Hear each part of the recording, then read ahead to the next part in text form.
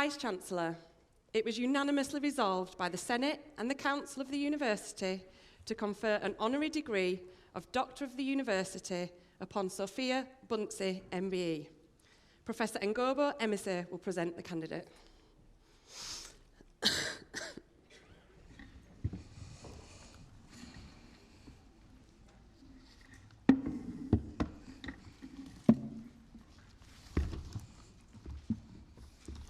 Lord Lieutenant, Vice-Chancellor, I have great pleasure in presenting to you Sofia Buncy, MBE, and Deputy Lieutenant for the honorary degree of Doctor of the University.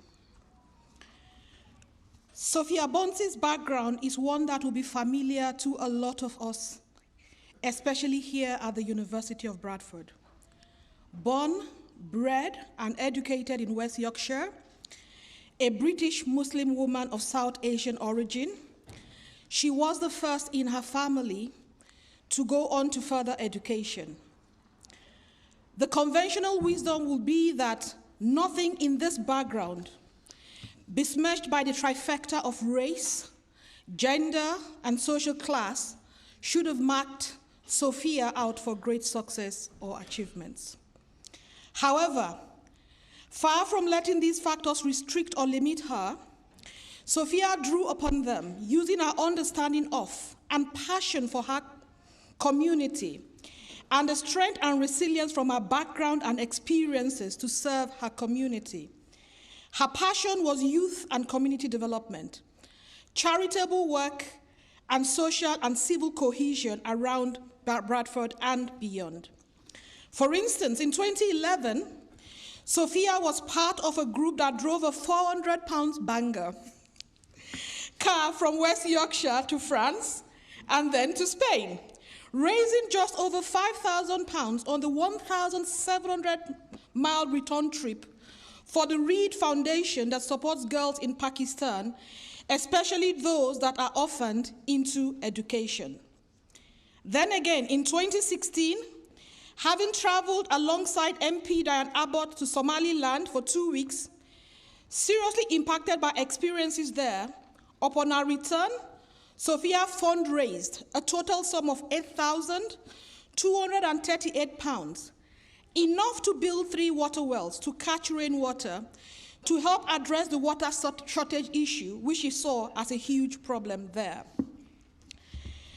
It was within this context and background of service and community work that Sofia identified a gap and pioneered a whole new area of research in the UK, the experience of Muslim women in the criminal justice system. She is today an authoritative voice and one of the UK's leading practitioners and thought leaders on this subject. Sofia's first groundbreaking research, the first ever study into the experiences of Muslim women in British prisons, was published in the 2014 report, Muslim Women in Prison, Second Chance, Fresh Horizons, which she co-authored. Following 2 more of these reports in 2019, in collaboration with researchers from 2 universities in the North, she co-authored another report, Muslim Women and Desistance. This work has had far-reaching policy and practical relevance, for which Sofia has won multiple awards, including in 2014, the coveted Butler Trust Award from Princess Anne for Best Known Innovation and Practice in Prisons. In 2017, the Asian Woman of Achievement Award in the Social and Humanitarian category. And in 2020, the Howard League Award for Criminal Justice Champion. These accolades for anyone will be most impressive.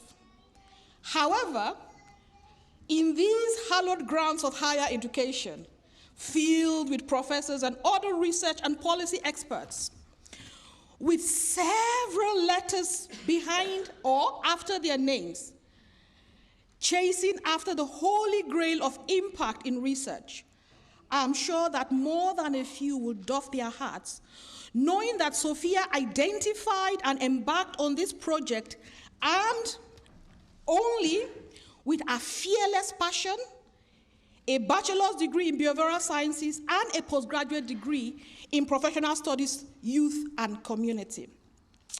Sophia continues to contribute to work in this field in many other ways. For instance, she is founder and national coordinator of the Muslim Women in Prison Rehabilitation Project based at the Kidmat Center in Bradford. This is a culturally informed resettlement program which supports women in rebuilding their lives after being released from prison. She also sits on a number of boards, including on the External Scrutiny Board for His Majesty's Prison and Probation Service, as well as the Female Offender Minority Ethic Board of the Ministry of Justice. While Sophia is best known today for her work on Muslim women in the criminal justice system, she continues to pursue a passion for youth and community development and other charitable work around Bradford and beyond. Again, for instance, during the COVID pandemic, she produced an award-winning video titled Young in COVID, aimed at young people's challenges during the COVID lockdown period. This video, which was picked up by the national media, including by the BBC and Channel 4, went a long way in supporting young people through this rather difficult period. In November 2020, Sophia was appointed to the honorable position of Deputy Lieutenant of West Yorkshire to formally assist the Lord Lieutenant in representing Her Majesty in the Queen in this area. Again, in the 2022 Queen's Honours List, Sophia was awarded an MBE for her services to Her Majesty's Prison Services, as well as the community of Bradford. Sophia's rise has been nothing but meteoric. Importantly, on her way to the top, she has remained true to her roots, her community, and her commitment to service. In doing so, she has created a lasting legacy for the criminal justice system that resonates far beyond Bradford, West Yorkshire, and indeed the UK. Vice-Chancellor, ladies and gentlemen, I present to you Sofia Buncy, an ordinary lass from West Yorkshire, who by sheer dint of hard work, empathy, fearlessness, and a resolute commitment to understanding and seeking solutions to the challenges of the weaker, vulnerable, and marginalized groups in our society, has gone on to do and achieve extraordinary things.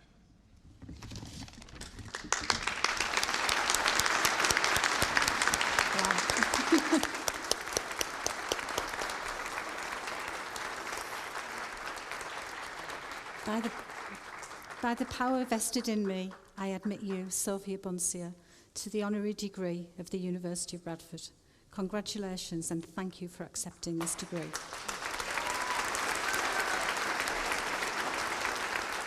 Turn around.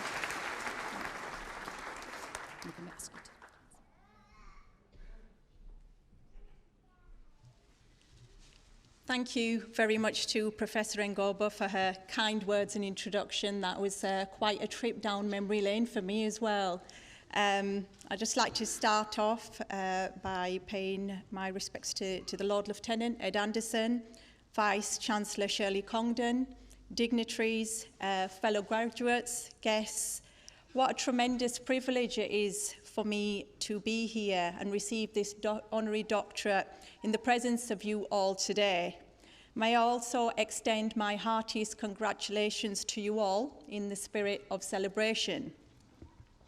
I'd like to register my appreciation through the Vice-Chancellor to the University of Bradford and personally record my gratitude to the Lord Lieutenant Ed Anderson, who's been a guiding hand for me personally for all the period that I have known him. At the same time, members of my own family and close friends are here, and I feel extremely indebted to them for their relentless support, their encouragement, and their sacrifices through my working life.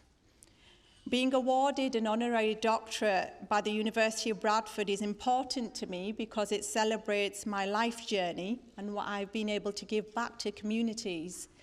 especially to the community of Bradford. For many of you, your families or friends are also here, and the role that they have played in helping you to arrive at this very special day also needs to be recognised and celebrated, and I'm sure you will do that in the coming days and weeks ahead. It would be fair to say that a number of you have had to overcome many challenges, both profound and transformative, over the past few years, and jump hurdles to get to this point. Student life from the outside may look very glamorous, but sometimes in reality it means a lot of hard work, and it means dealing with unexpected curveballs. But that also means in many cases you develop a newfound resilience, and COVID was one unprecedented example of that. So many congratulations to you all for being here today and reaching this important milestone. As graduates going back into society, you will once again experience many challenges because life can be quite unpredictable like that. But I'm certain that the University of Bradford has given you the knowledge, the skills, and the outlook to navigate yourself successfully. My own nugget of wisdom when I look back at my own career, and that I'm unafraid to admit, is actually at times I never really knew quite what I was doing.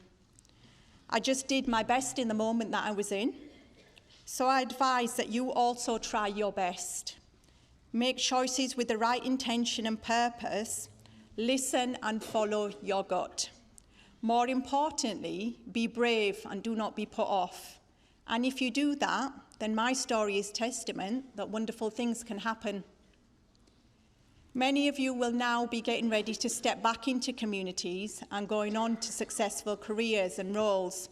And in doing so, I suggest you do not forget to give back a little or a lot to your parents, community, and city. In doing so, this important institution, which has given you so much, has a real desire to welcome back its alumni to contribute to its growing success. So please do stay in touch. And you never know, you may find yourself speaking up here one day too. In closing, I wish you and your loved ones best wishes with your celebration in the coming days. Please do savour the moments, reflect back with great pride before you set off on your next voyage. Thank you.